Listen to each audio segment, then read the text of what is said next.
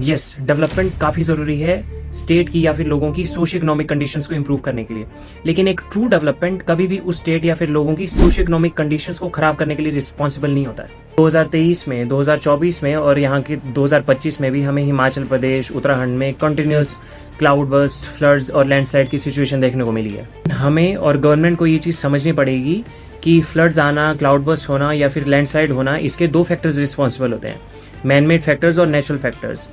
देखिए, government natural factors को control नहीं कर सकती। गवर्नमेंट ये कंट्रोल नहीं कर सकती कि अगर किसी रीजन में ऐसी क्लाउड्स फॉर्मेशन हो रही है जिसकी वजह से वहाँ पे क्लाउड बस्ट होगा, तो गवर्नमेंट वहाँ पे क्लाउड बस्ट होने से नहीं रोक सकती।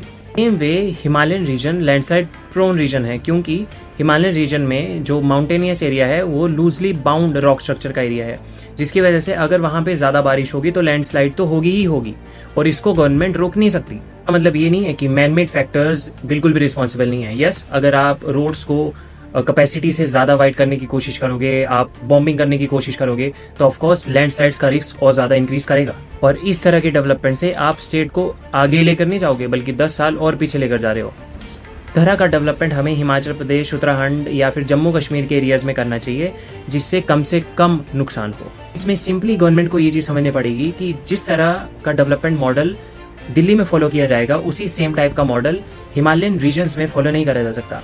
अगर गवर्नमेंट दिल्ली में डेवलपमेंट एक्सप्रेसवे बना के करना चाहती है तो एक्सप्रेसवे बना के वो हिमाचल प्रदेश और उत्तराखंड का डेवलपमेंट नहीं कर सकते। इस तरह के डेवलपमेंट से इन स्टेट्स का फायदे से ज़्यादा और ज़्यादा नुकसान होगा। इसलिए गवर्नमेंट को उस पर्टिकुलर एरिया की कैपेसिटी के हिसाब से डेवलपमेंट करना चाहिए। एक स्टेट की या फिर एरिया की कैपेसिटी इतनी है कि वहाँ पे सिर्फ 2 लेन हाईवे कंस्ट्रक्ट किया जाए, और अगर गवर्नमेंट वहाँ पे फोकस करेगी 4 लेन या फिर 6 लेन हाईवे कंस्ट्रक्ट करने का, तो इससे उस स्टेट को और वहाँ के लोगों को सबसे ज़्यादा नुकसान होगा। तो इसलिए बेटर है कि उसी 2 लेन हाईवेज को मोर बेटर बनाया जाए, मोर स्ट्रेंथन करा जाए और करप्शन को कम करा जाए।